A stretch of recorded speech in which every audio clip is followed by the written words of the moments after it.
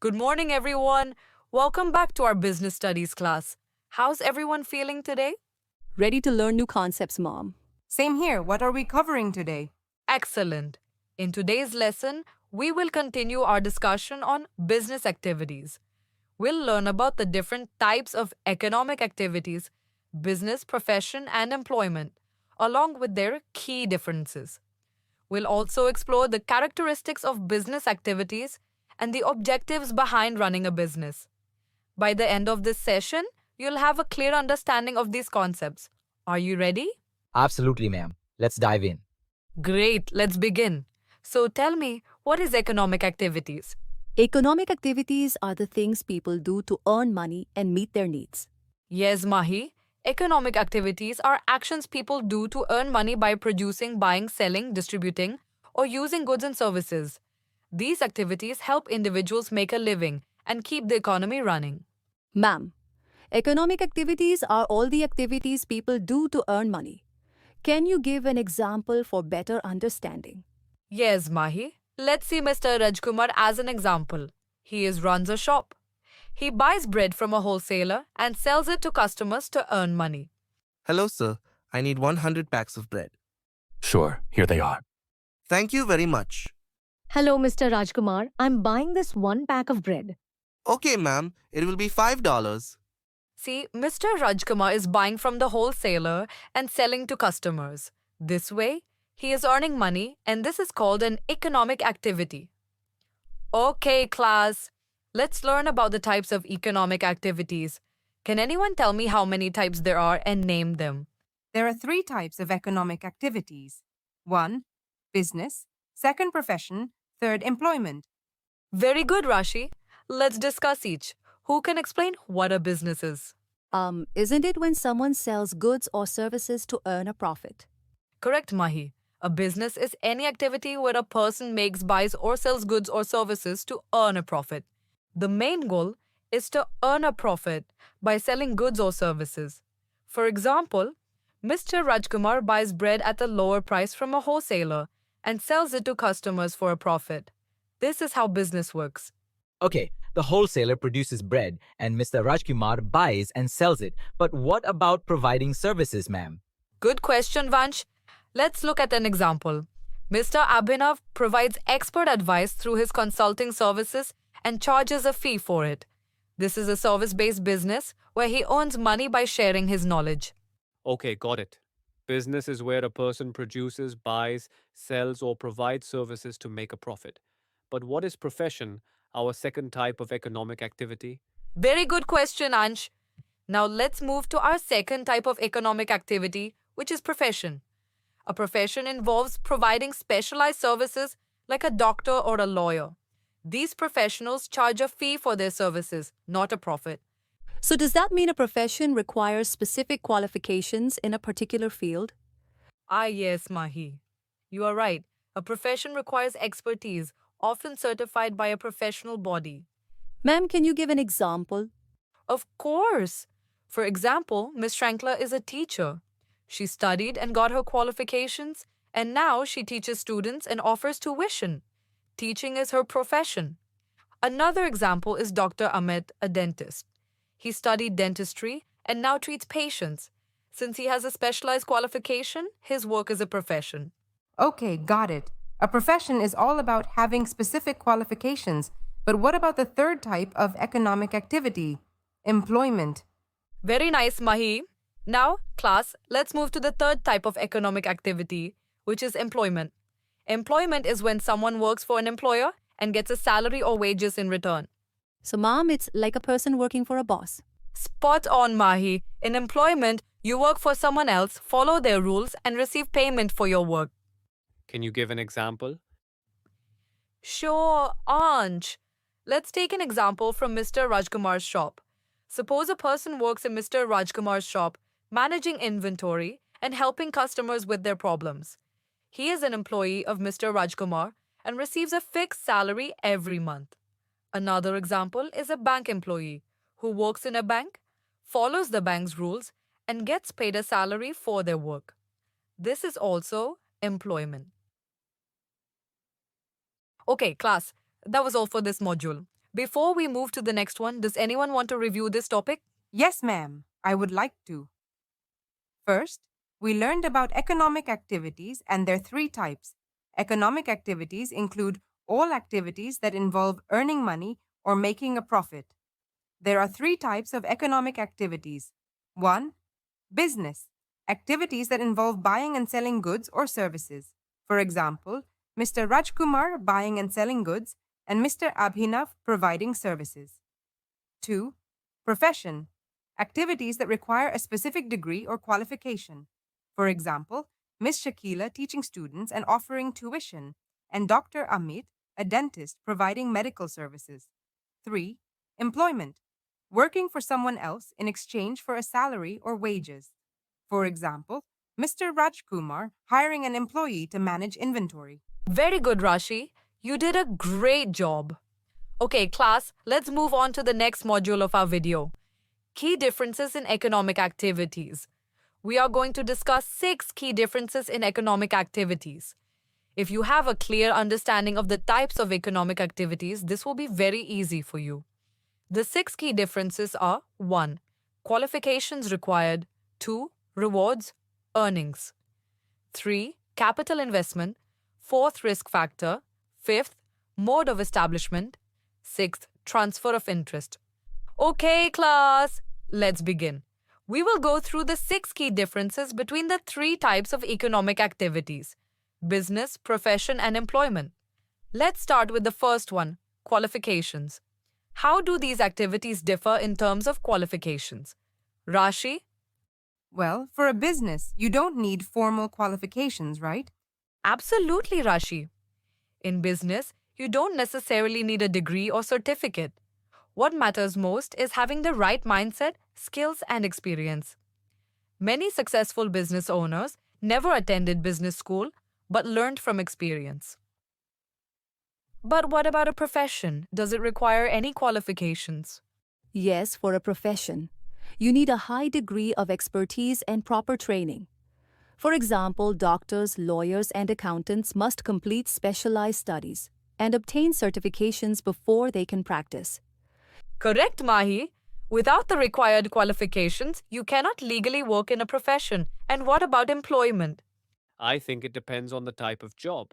Some jobs, like being a teacher, require a teaching degree, while others, like working in a store, may not require formal qualifications. Exactly. Some jobs require degrees and certifications, while others just need basic skills and experience. So it depends on job type in employment. Now, let's talk about the second key difference, which is rewards. Ansh, can you explain how people earn money in these activities? Sure, ma'am. Business owners earn a profit from selling goods or services. Professionals charge a fee for their expert services. Employees receive a salary or wages from their employer. Great explanation, Ansh. Let's take an example. Mr. Rajkumar runs a shop, so he earns profit from his business. Mr. Amit is a doctor, so he charges clients a fee. And a cashier working in a bank gets a monthly salary. Each type of economic activity has a different way of earning. Okay, got it, ma'am. Perfect, Ansh. Now, class, let's discuss third key difference, which is capital investment. What kind of investment is needed for each activity? Mahi? For a business, it depends on the size and type. A small shop needs less money, but a factory requires a big investment in land, machinery, and workers. That's right. Business owners must invest their own money or take loans to start and grow their business. What about professions? Professions require less investment. A lawyer might need an office, books, and legal licenses. A doctor needs a clinic and medical equipment. Correct. Professions require less investment. And what about employment? Does it need investment? Employees don't need to invest money because their employer provides the workplace, equipment, and salary. Exactly. Employees only invest their time and skills, not money. So, no need of investment. Okay, class. Let's talk about fourth key difference, which is risks. Which economic activity carries the highest risk? Rashi? I think businesses have the highest risk because profits are not guaranteed. A business can succeed or fail. Very true. Business owners take the biggest risks. They invest money and effort, but if the business doesn't perform well, they may suffer losses. What about professionals? Professions have lower risk because professionals always have demand, like doctors or teachers. Yes, but they do have some risks, like losing clients or reputational damage, and employment. Employment has the least risk because employees get a fixed salary, whether the company makes a profit or not. Exactly. Employees don't have to worry about business profits, but they can lose their jobs if the company shuts down. So there's least risk in employment. All right, class, let's move to our next key difference, which is mode of establishment. Can anyone tell me how mode of establishment affect in all three types of economics? Vansh? Business is established when an entrepreneur decides to set up a company. Some businesses need legal registration, like a private company or a partnership. Yes, starting a business requires planning, investment, and sometimes legal approvals. What about professions? Professions require specific qualifications and certifications. For example, doctors need a medical license, and teachers must have a teaching degree or certification. Absolutely. Professions require specific qualifications and certifications. And what about employment? How this establish? Employment begins when a person is hired and receives an appointment letter or a contract. That's correct. Employees don't need to start anything themselves. They just apply for jobs and get hired. Now, class, let's talk about the last key difference, which is transfer of interest. Can someone pass their business, profession, or job to their children? Mahi? In business, yes. A shop, a factory, or a company can be passed down to family members. But in professions and employment, it's not possible. Exactly, Mahi. A doctor or lawyer can't just transfer their profession to their children. They must earn the qualification themselves. And an employee cannot transfer their job. Each person must get hired on their own. So that means if Mr. Rajkumar owns a shop, his son can take over. But if Miss Shrankla is a teacher, her son can't become a teacher unless he is qualified. Exactly, Rashi. Business can be passed down, but professions and jobs cannot. Great job. Does anyone want to review this topic before we move on to the next module?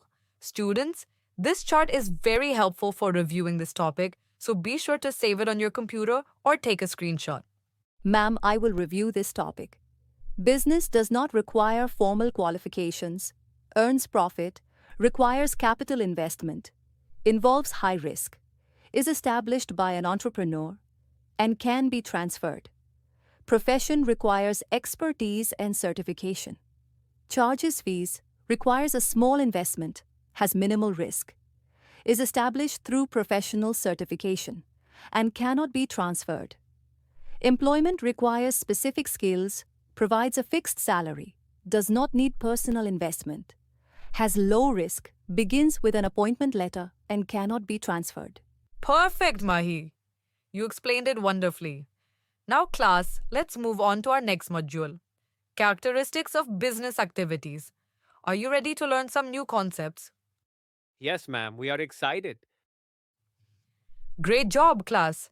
Now let's dive into our next topic, characteristics of business activities. Today we will learn about its 4 key characteristics. 1. Business is an economic activity. 2. Production or procurement of goods. 3. Regular transactions. 4. Uncertainty and risk. All right, class? Let's begin with the first characteristic, which is business is an economic activity. Business is considered an economic activity. Why do you think that is important, Rashi? Because a business is done to earn money, not just to help others for free. That's why business considered as economic activity. Exactly. Business involves continuous buying, selling, or production. It's not just a one-time activity. For example, Mr. Rajkumar owns a shop where he sells bread and other goods. He doesn't give them away for free. He sells them to earn a profit. That's why business is an economic activity. However, if he gives bread to someone for free out of love or sympathy, that's not business. Business is always about transactions that involve money. Okay, ma'am, got it. Let's move to the second one. Okay, class, the second characteristic is production or procurement of goods. Now, class, businesses involve the production or procurement of goods. Ansh, can you explain what that means? Yes, ma'am. In production or procurement of goods, production means making or manufacturing goods, while procurement means buying already produced goods to sell them. Simply put, procurement is getting products for business purposes. Exactly. Some businesses manufacture their own products, like a factory producing goods. Others don't produce anything themselves but buy goods or procure them from wholesalers and sell them to customers. For example, Mr. Rajkumar buys bread from a wholesaler and sells it in his shop. He doesn't make the bread himself, so he is involved in procurement. But if he owned a bakery and made the bread himself, that would be production. Class, can anyone give another example of a business that either produces or procures goods? Yes, ma'am. A farmer grows vegetables. That's production. But a grocery store buys those vegetables from the farmer and sells them. That's procurement. Very good, Rashi. Okay, class, let's move on to the next characteristic of economic activity, which is regular transactions. Businesses involve regular transactions. What do we mean by that, Mahi? It means that if I sell something only once, that's not a business. But if I sell things regularly, like every day or every month, that is a business. That's right. Businesses involve regular transactions. Mr. Rajkumar sells goods every day. If he only sold products once a year, it wouldn't be a business. It would just be a one-time sale. Got it, ma'am. It's like if Mr. Rajkumar sells his house, that's not a business because it's not a regular transaction.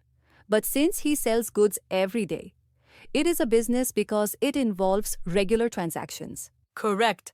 Okay, class, let's move on to our last characteristic of business activity, which is uncertainty and risk. Now let's talk about risk. Business always involves uncertainty. Rashi, can you think of an example? Yes. If Mr. Rajkumar buys 100 bread but only sells 50, he won't make as much money as expected. Exactly. There is always risk. Maybe customers don't buy, or a new competitor opens nearby. So there is a high risk factor and uncertainty in business. So that means business is never 100% guaranteed. Correct, Anch. That's why business owners must plan carefully to manage risks. Okay, class, does anyone want to review the characteristics of business activities? Yes, ma'am. I would like to review this topic. There are 4 characteristics of business activities. First, business is an economic activity, meaning it is done to earn money, like Mr. Rajkumar selling goods in his shop. Second, it involves production or procurement of goods, which means businesses either make their own products or buy and sell goods, just like a bakery produces bread while a shop sells it. Third, business requires regular transactions, meaning it happens continuously and not just once, like a shop selling items daily. Finally, there is always uncertainty and risk in business because profits are never guaranteed. For example, if Mr. Rajkumar doesn't sell all his bread, he faces a loss. That's why business owners must be prepared for challenges. Perfectly explained, Mahi. Well done. Okay, class, let's move on to our next module. Objectives of business. Every business has certain goals it wants to achieve. And today, we will learn about the 4 main objectives. 1. Profit. 2. Social responsibility. 3. Innovation. 4. Market standing and productivity. Let's start with the first objective. Profit. Ansh, can you tell us why businesses focus on profit? Ma'am, the main objective of business is to earn profits. Correct. Profit is the first and most important objective. A business cannot survive without making money. Let's take an example. Mr. Rajkumar runs a shop. If he sells goods at a price lower than his cost, he won't make any profit and might have to close his shop. That's why businesses aim to make a profit. Businesses aims. But is profit the only objective? Rashi? No, ma'am. Businesses also have social responsibility, like solving problems in society. For example, Uber makes commuting easier for people, and hospitals provide health care. That's correct, Mahi. Social responsibility means thinking about society and the environment while doing business. Even Mr. Rajkumar follows this principle. For example, he avoids using plastic bags in his shop and prefers eco-friendly stitched shopping bags. This helps keep the environment clean and reduces plastic waste. If businesses only focus on profit without caring about people and the environment, they won't succeed in the long run.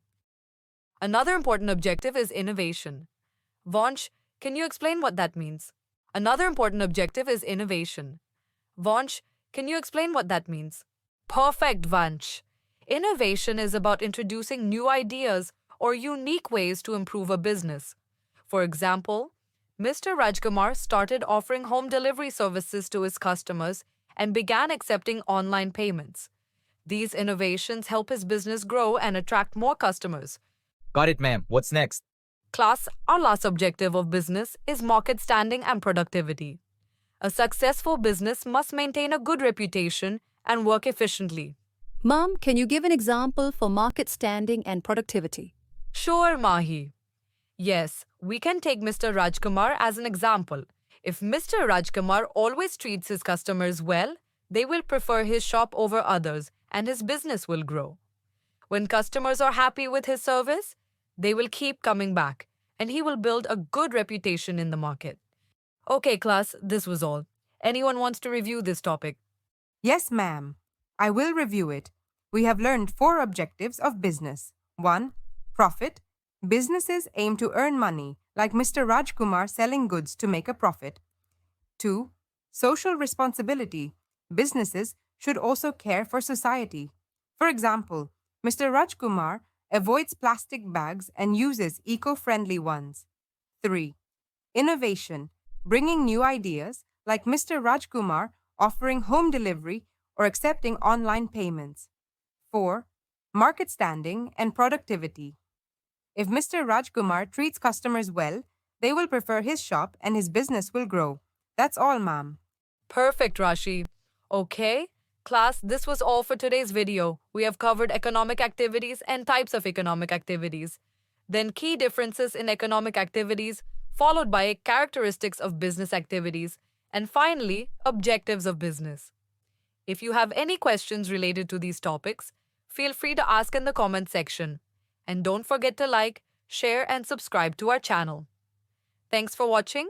See you in the next lesson. Thank you for watching. Don't forget to like, share, and subscribe for more updates. For more information or to purchase the full course, feel free to reach out to us.